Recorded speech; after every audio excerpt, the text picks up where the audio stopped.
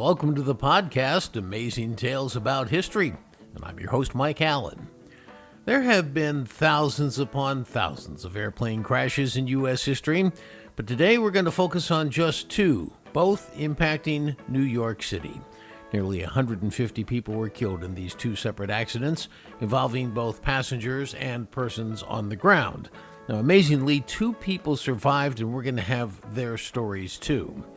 Our guest today, who knows all about these crashes, is New York City historian Keith Taillon. Keith is an author on city history, and he conducts tours.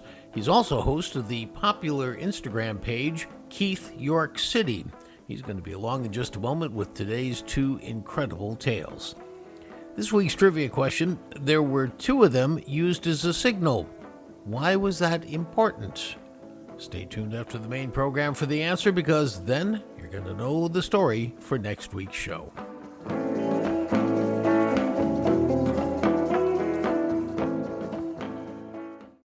Flying is the safest way to travel, statistics show that, but it wasn't always the case. And that doesn't even mean that in today's modern aircrafts there aren't some risks involved, of course. In fact, in the U.S. alone, there have been thousands upon thousands of airplane crashes with thousands of fatalities. Some crashes involve just a small single-propeller plane with only a few people on board, and others involve major commercial airlines with hundreds on board. Now, over time, plane crashes have become less frequent, and in that way they are similar to trains and automobiles. The more we learn about how to build and operate all these machines safely, of course, the better the accident record becomes. The very first successful flights, and here we're talking about the Wright brothers, and for those who think Gustav Whitehead was the first, him too, those occurred just over 125 years ago. Now, today's two plane crash stories, which both involve the densely populated New York City, were from 80 years ago and 66 years ago, respectively, meaning that they were still in the earlier years of flight history. Now, 80 years ago, a plane, believe it or not, if you've never heard the story, ran into the Empire State Building. But that mighty building didn't collapse. In fact, it reopened just 2 days later. And also, 66 years ago, two planes collided in midair over the city. Altogether, these crashes accounted for nearly 150 deaths, and they were among the most memorable plane crashes over this busy city.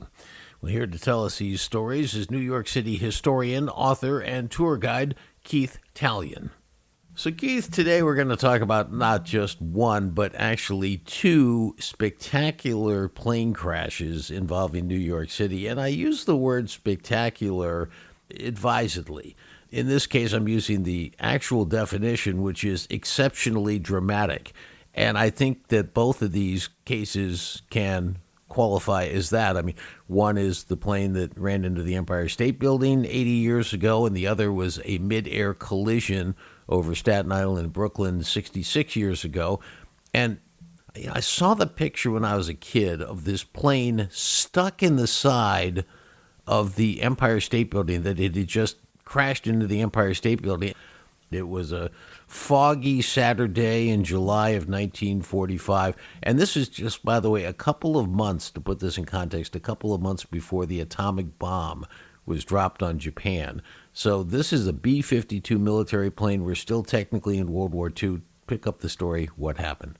Yeah, so it was a foggy Saturday. The United States was still very much in war mode. This is the era of blackouts in the city. My grandmother, who grew up on Staten Island, remembers from her childhood having to black out the windows, turn out lights at night. So everybody in New York City and across the country was very much in the mindset of wartime.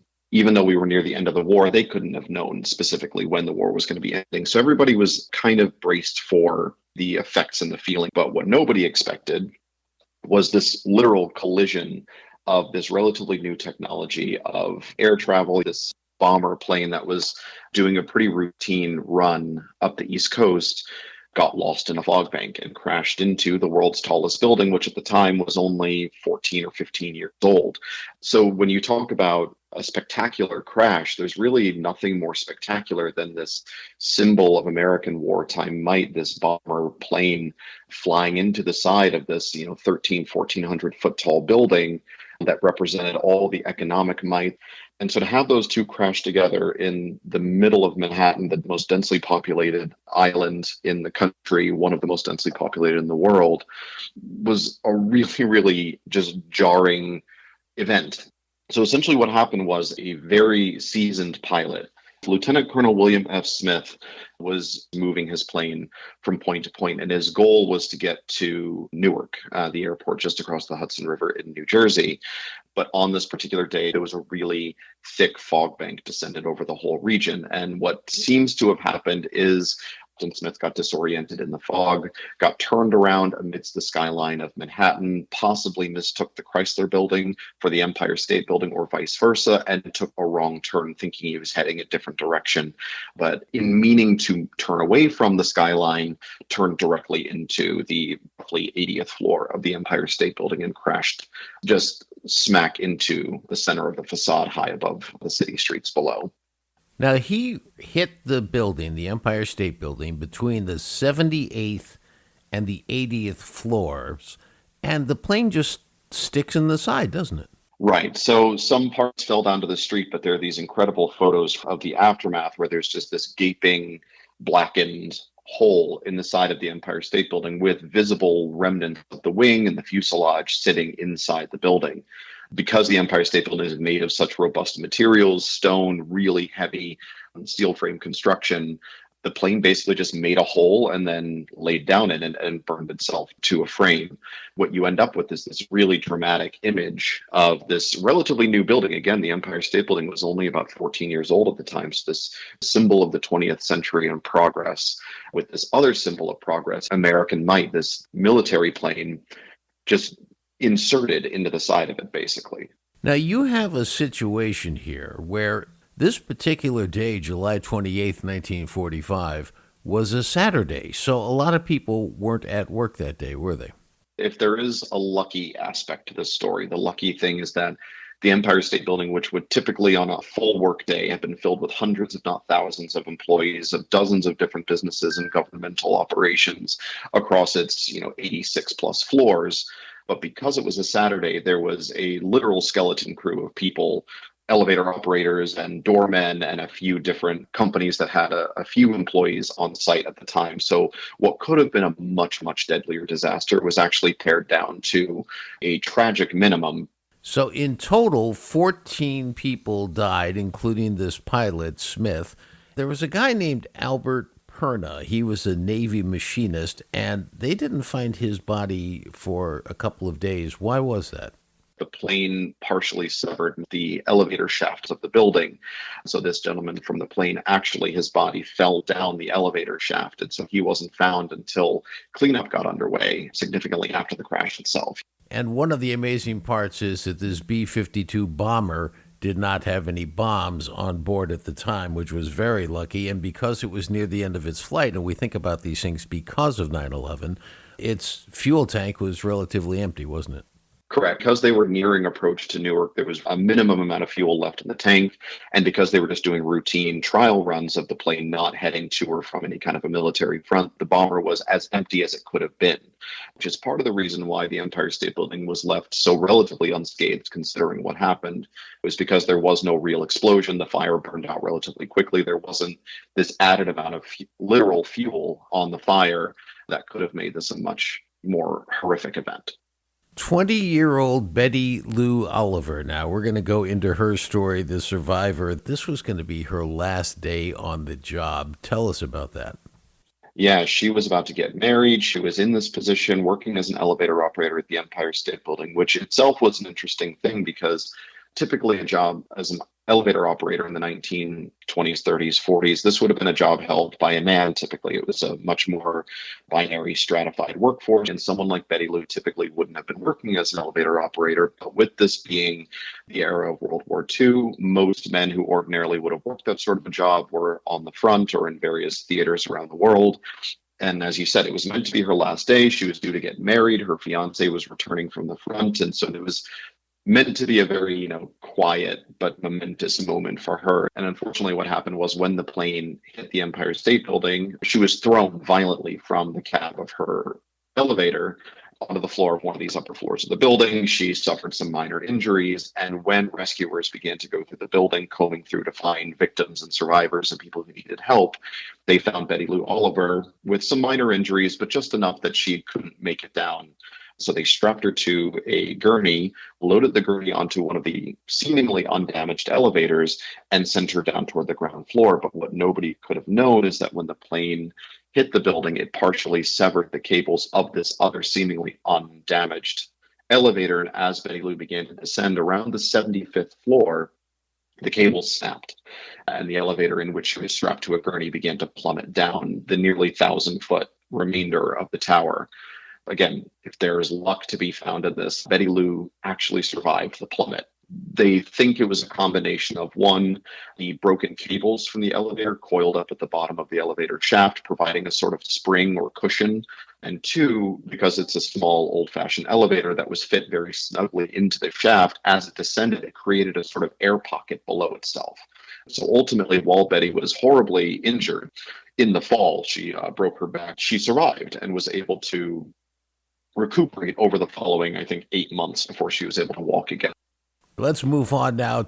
Airplane crash number 2. Now, this was from 66 years ago, 1960, back before JFK Airport was called JFK. It was called Idlewild Airport, for those who remember.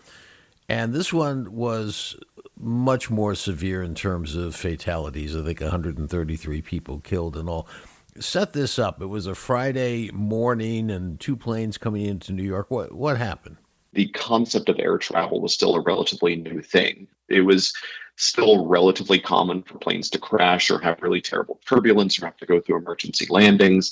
In fact, in the aftermath of this crash we're going to talk about, there was a news article that I read that mentioned as of 1960, there had been 15 mid-air collisions in the United States just in the previous 16 years.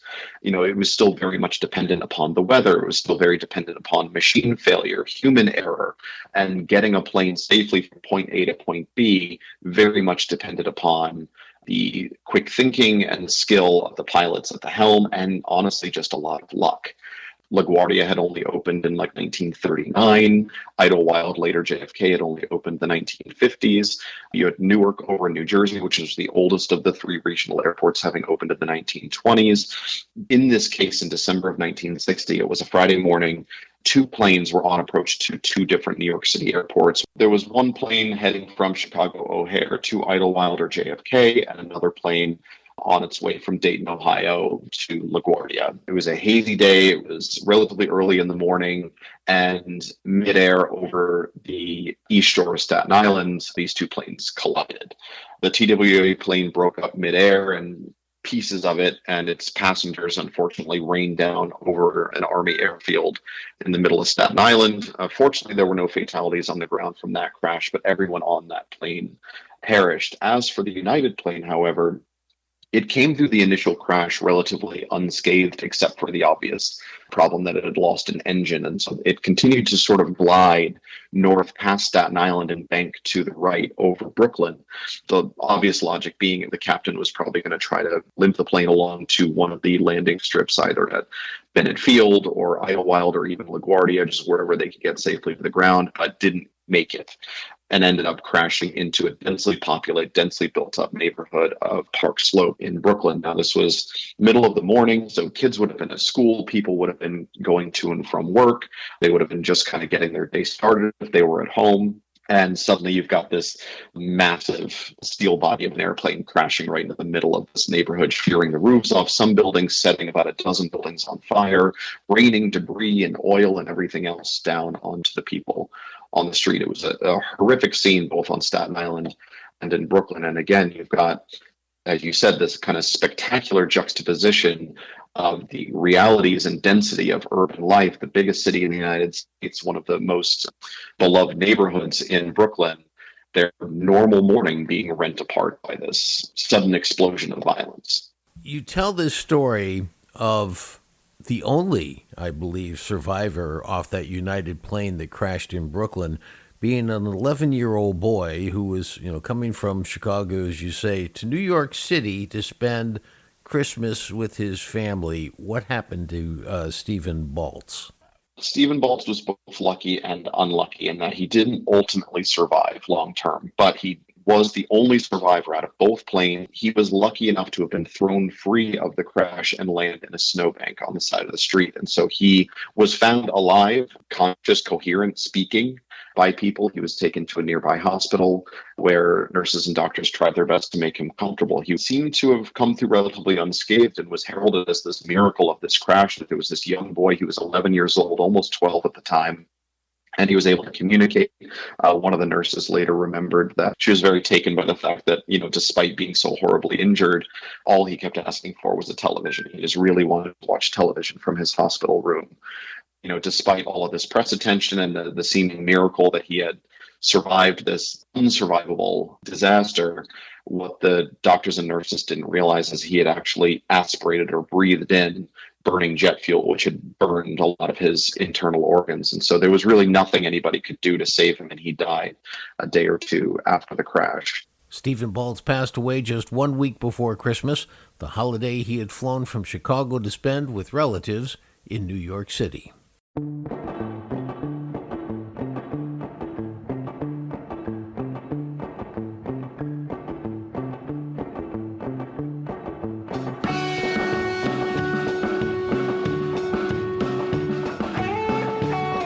Well, that wraps up this episode of Amazing Tales About History. I want to thank our guest for today's program, Keith Talion, New York City historian, author, tour guide, and host of the popular Instagram page, Keith York City. If you like this episode, please like it on the site where you found it, leave a comment on Apple or Spotify, and share it with a friend who also likes history. The answer to this week's trivia question: there were two of them used as a signal, and why was that important? Well, the answer was it was two lanterns hanging in the Old North Church in Boston, signaling that the British would be attacking from Boston by ships. You remember, one if by land, two if by sea. And after which, Paul Revere got on his horse and went to notify the folks in Lexington and Concord.